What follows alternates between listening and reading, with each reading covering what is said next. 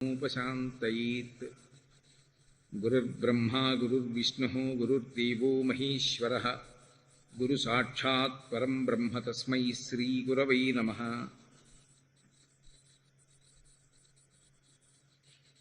व्यासाय विष्णुरूपाय व्यासरूपाय विष्णवे नमो वै ब्रह्मनिधये वासिष्ठाय नमो नमः।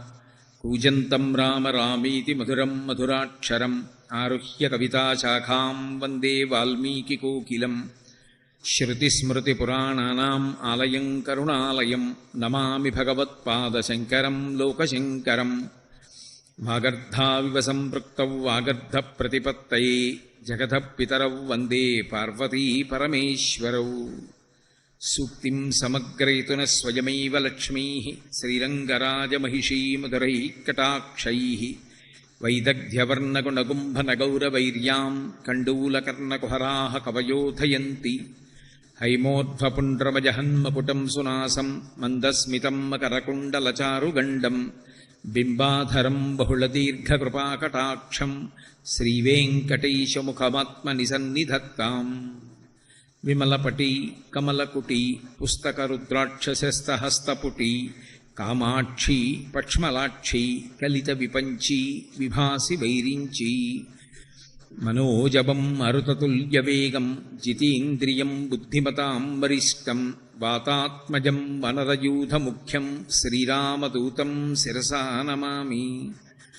अपदामपहर्तारं दातारं सर्वसम्पदां लोकाभिरामं श्रीरामं भूयो भूयो नमाम्यहम्।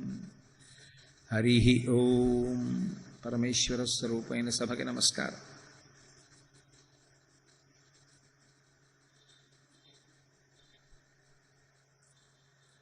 మనకి శాస్త్రంలో ఒక ప్రధానమైనటువంటి పదం ఉంది, శ్రద్ధ అని.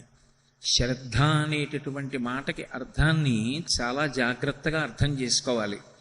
ఎందుకని నేను ఈ మాట అంటున్నానంటే, శ్రద్ధ విహిత కర్మాచరణమునందు కన్నా కూడా యథార్థమునకు నిషిద్ధ కర్మయందు ఎక్కువ తాదాత్మ్యతతో అనుష్ఠిస్తారు. అంత మాత్రం చేత అది శ్రద్ధ కాదు. ఉదాహరణకి తెల్లవారుజామున నిద్ర లేవాలి అని శాస్త్రం చెప్తోంది. నిద్ర లేచినప్పుడు ఎలా నిద్ర లేవాలి, ఎలా ప్రవర్తించాలి శాస్త్రం చెప్తోంది.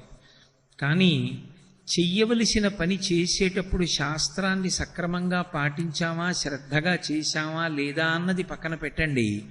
నిషిద్ధ కర్మని చేసేటప్పుడు మాత్రం పరమ జాగ్రత్తతో ఎంతో శ్రద్ధగా చేసినట్లు కనపడుతుంది. అంత మాత్రం చేత అతను శ్రద్ధావంతుడు అని పిలవచ్చా? ఉదాహరణకి ఒక వ్యక్తి పూజ చేసుకుంటున్నాడు. పూజ చేసేటప్పుడు అతను ఎలా పూజ చెయ్యాలో అలా చెయ్యడం లేదు, శ్రద్ధ లేదు. కానీ ఒక దొంగతనం చేసే వ్యక్తి ఉన్నాడు, ఇతరుల యొక్క జేబులు కత్తిరించేవాడు. వాడు ఎప్పుడు ఎవరి జేబు కత్తిరించినా ఇన్ని జేబు దొంగతనాలు సక్రమంగా చేశాను, ఈ ఒక్క జేబు దొంగతనం సక్రమంగా చేయకపోతే వచ్చిన నష్టమేముందని చెప్పి అజాగ్రత్తగా చేయడు. ఏ దొంగతనం చేసినా పరమ జాగ్రత్తగానే చేస్తాడు. ఎందుకంటే ఏ ఒక్క దొంగతనంలో అతను దొరికిపోయినా అతని వీపు వాచిపోతుంది. కాబట్టి ప్రతి దొంగతనం చాలా జాగ్రత్తగా, చాలా మెళకువతో చేస్తాడు. అందుచేత అతను శ్రద్ధగా చేస్తాడండి అని చెప్పచ్చా? శ్రద్ధ అన్న మాటకు అసలు యథార్థమైనటువంటి అర్థమేది అంటే, శంకర భగవత్పాదులు జగద్గురువులు, మహాపురుషులు. కైలాస శంకరుడు కాలడి శంకరుడిగా అవతరించి ఈ భూమండలం మీద తిరిగి వేదము యొక్క ప్రమాణమును నిలబెట్టి అవైదికమైనటువంటి వాదనలను ఖండించినటువంటి స్వరూపం పార్వతీ పరమేశ్వరుల యొక్క సమాగమ స్వరూపం. అందుకే శక్తి స్వరూపమైనటువంటి పరదేవతల నిరంతరము కదులుతూ భారతదేశమంతటా పాదచారి అయి పర్యటించారు.